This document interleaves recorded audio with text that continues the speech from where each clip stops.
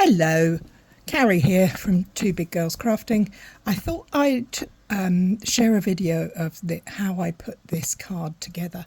I shared it the other week and it was very popular. It's called a peekaboo card and it's surprisingly easy to create. So I thought I'd do just the mechanism of the card for today. So I will put all the measurements up in the description, so don't panic. But it starts off, I've used different coloured cardstocks along the way. Starts off with a front panel that measures 10.5 by 21 centimetres, scored at 14 centimetres. Let's give that a little burnish. And then we're going to have a middle panel with another shade of orange, which is 10.5 centimetres by 22, scored at 11 centimetres. Give that a burnish.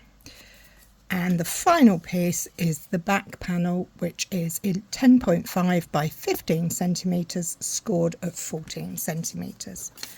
I'm just going to score that there. Burnish that there. Okay, so let's start with the front. The only other thing you're going to need is a die or a punch for the front aperture, this aperture here. So we're going to take the label off there, and I'm using this die. It's from a set called Nested Essentials. I just like the shape, and we're going to use the cut and emboss machine. So bear with me, it's a rather large piece, but essentially we're just making a little sandwich and we're putting it on our plate so that it's opened wide, but we put the die near the front edge, just in from it, wherever you like. I mean, you could cut it, you could use a knife and cut, or you could use a trimmer, but I've used a die. You could use a punch. Okay, let me get that out of the way for a moment and bring this back up. Okay, so there we have our aperture, and that's our folded piece. Can you see it's important that your aperture doesn't encroach onto that scored line, that folded line, once it's there. So now we're going to take the middle and we're going to line it up so that the fold is on the left and the front right is all open edges. I'm going to then line that up, take a pencil and draw my aperture in there. The other way you can do it is to actually put the die there, put it through again, and it will leave an indentation. I'm going to take that out. So I've got the two pieces, I've got my die, I'm lining it up, I've got a piece of repositionable tape. Let me just make sure this is lined up correctly. Probably would be easier to do it the first way I said, but I'm going to go for it this way. It doesn't look right. No, change my mind, sorry. I'm going to get rid of those lines. I'm going to put it through, show you that way. That way there's no errors. Brush all that off. So we've got the double, opens there, put that together, make sure they're all laid in together, pop that die back in the aperture and put the top plate back on.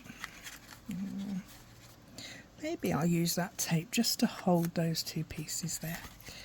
Okay, pop that on there, put the plate on top and bring the machine back in. Here we go. Much quicker and simpler if you don't use a die cut. If you use a punch, you can see where you're going very easily as well, which is always handy. Fortunately, These dies from Stampin' Up are very sturdy, so we'll cope with several layers of cardstock. So let's remove that piece of tape from there. So that's our front and our inside and our final inside. Now, it hasn't cut all the way through, but that's okay because we can now put this into, you see it's started to cut through it.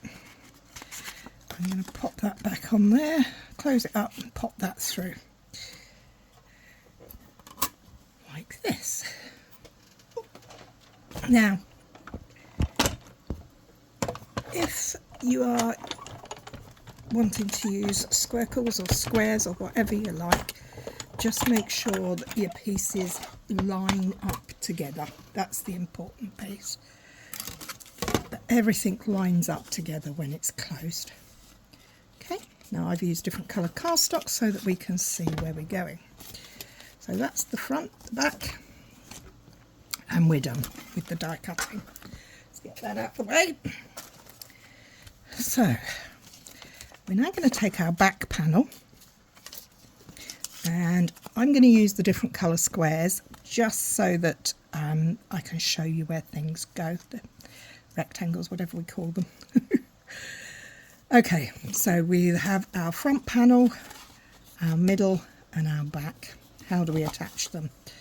Well, we're going to attach our back panel to the inside of our middle panel, just along there. Now I'm going to use tear and tape because it's quick and easy and dry adhesive.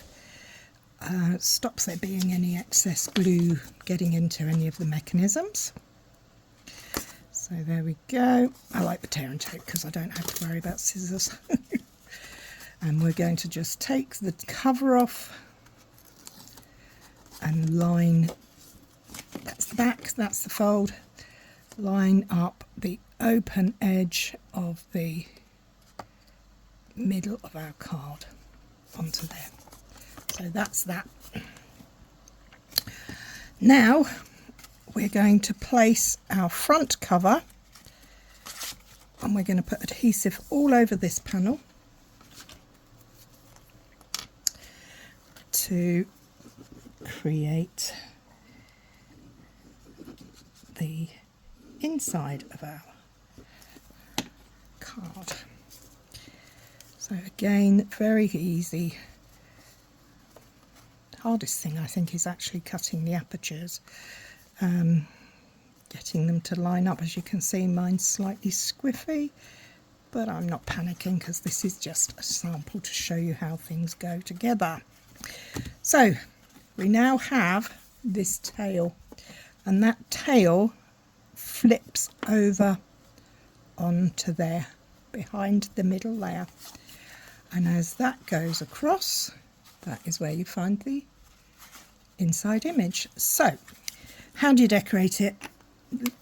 Decorate to your heart's content, but effectively I would put my image that you would see on the front there through the holes so that it actually is on the back. So if I just put that through there with some glue, then you can see what I mean. Just a little bit of glue. This is just for show. This isn't how I would finish it. You could do, I suppose, you could put that in there. So that's where your image would go. So I would either draw around it or put a piece of card that you put your image. So on my original, that's my image, and there he is, just stamped in the space there. Now, there's the part that opens through. If I open this up, you'll see he's stamped directly onto there because I used a white card base.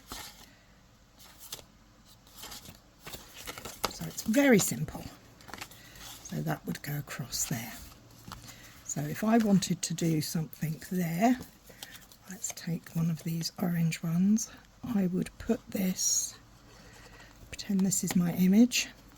I would open the card, making sure that my panel goes straight behind, and I would make sure my image was here, so that when I opened the card out, this is the inside working part, that's the back, and then it swaps and closes like that.